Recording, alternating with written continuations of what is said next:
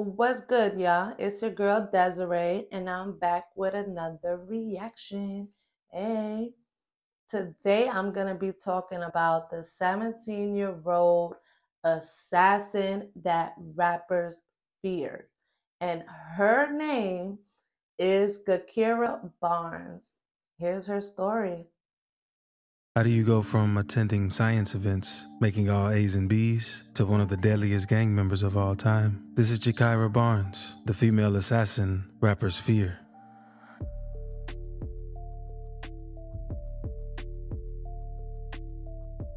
Jakira was the last person you'd expect to become an assassin, because growing up in the early 2000s, she was just your average girl who was funny, sweet, and loved by almost everyone. But things weren't always easy for Jakira, since she grew up on the south side of Chicago, one of the most dangerous hoods in America. And at just 1 year old, she lost her father to gun violence since he was killed in front of their home. And the violence in the neighborhood was steadily increasing. And just a few years later, Jakira witnessed her older brother get gunned down right in front of her eyes. So death quickly became a common theme in her life and seriously impacted her. But this didn't stop her from striving, since school was the one thing that made her happy. She attended the school's math and science events. She even was an honor roll student who dreamed of becoming a social worker. But in the middle of Jakira's 9th grade year, something would change. Her grades started getting worse, and she started having behavioral issues. And she was spending way more time on the block with her friends from the 63rd block in Chicago. And Jakira was quickly influenced by the wrong crowd. So she started fighting girls from rival neighborhoods like TYMB and their biggest rivals. It's crazy. I mean, it's sad from a young age.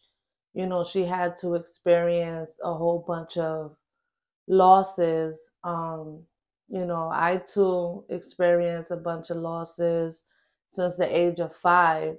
And it can either make you or break you. And it looked like, it was making her. She was thriving. She was trying to be better, but then she got caught up with the wrong crowd. And you are who you hang with. Basically right across the street known as O Block. And these fights started escalating to gunplay, and Jakira would start to lose more and more of her friends. And on January 2011, her life would completely change for the worse. On this day, her best friend, Tuka, was standing at the bus stop when a car pulled up on him and started letting off shots. The gunman shot Tuka several times, and he was later pronounced dead on the scene at just 15 years old. And once Jakira and the other gang members found out about Tuka's death, they decided to change the name of their gang to Tukaville to pay love and respect to their fallen soldier. And they would also say they were smoking on Tuka as a way to pay respect. But the opposition of Tukaville took this saying and turned it into a line of disrespect. Since when rising Chicago star Chief Keef got a hold of the saying, he would often say how he was smoking on Tuka. Tuka. Tuka. You shot Tuka? I'm sorry, but that's not cute. That's not cute at all. Like, you got your little son, with the play toy, gun. That's corny to me.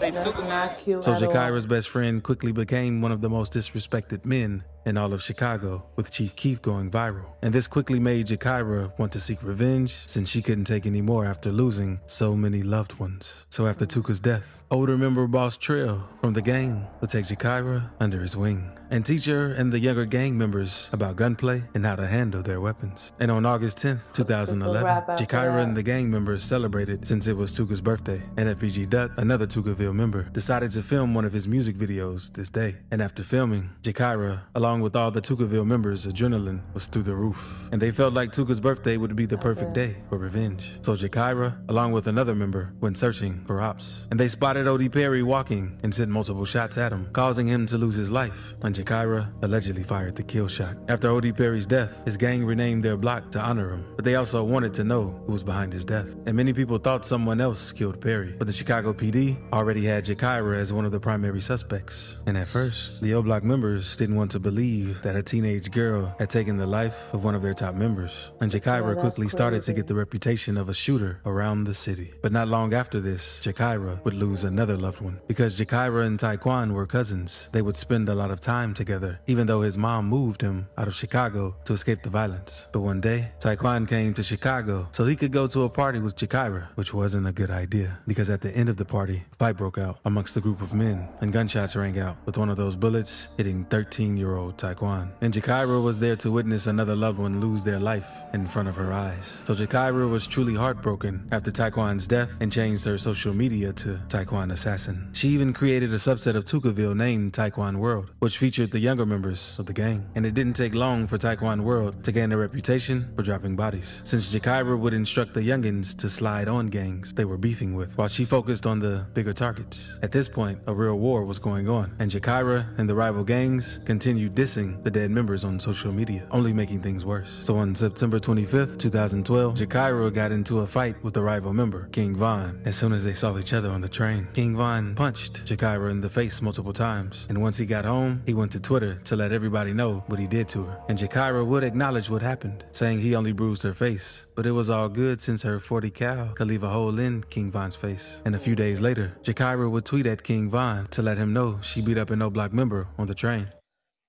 That's just not smart. Why would you do that? For what? For what? Why would you go on social media and snitch on yourself? It makes no sense. It makes no sense.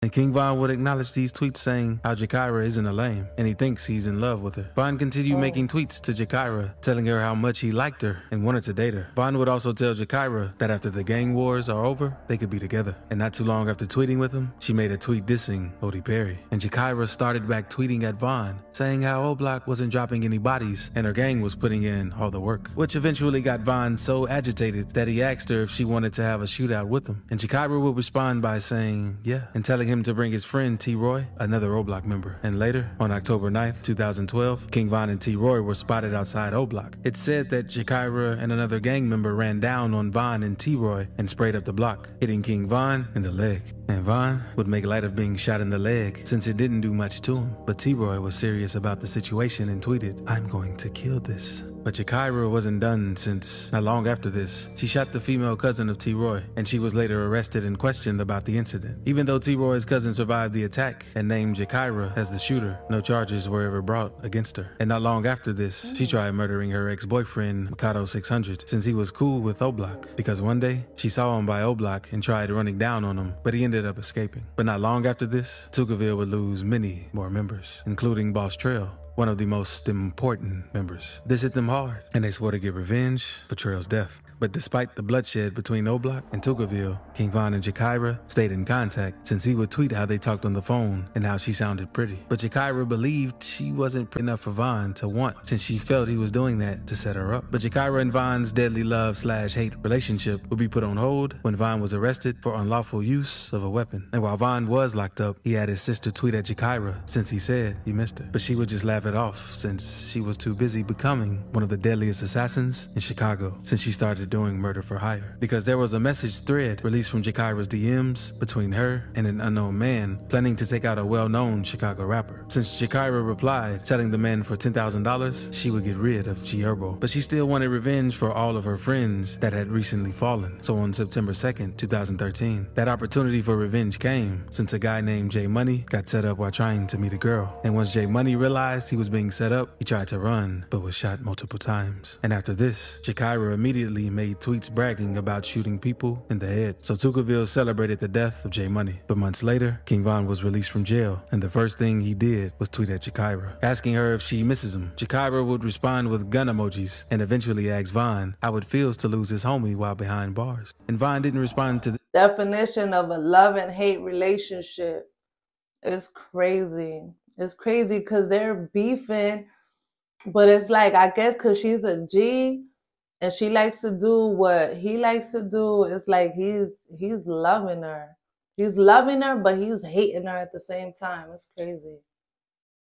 comment. He instead made a tweet saying, R.I.P. J Money. But death would once again pay Jakira a visit, since she would lose Lil B. But it wasn't the ops who got to Lil B, it was the police. A massive police presence between Eberhard and Rhodes on 63rd. Patrol cars, blue lights flashing after a police-involved shooting. He got shot 7 times on Rhodes, right there by the police. Friends say 19-year-old Rasan Shah had just left them to get something to eat. And the death of Lil B destroyed Jakira, and she completely broke down at the funeral. And since she was in pain, she wanted her ops to be in pain, especially Chief Keef, due to all the dissing he was doing towards Tuka. But he had already moved out of Chicago after making it in the rap game, but he still had family in Chicago. Ooh. So in the early morning hours of April 10th, 2014, Chief Keef's cousin, Blood Money, was sitting in front of his family's home when he was approached by a gunman and shot multiple times. And Jakira would let it be known that she was responsible for the death of Blood Money, but not even the death of her enemies could heal her, since she would go on social media to talk about her pain. And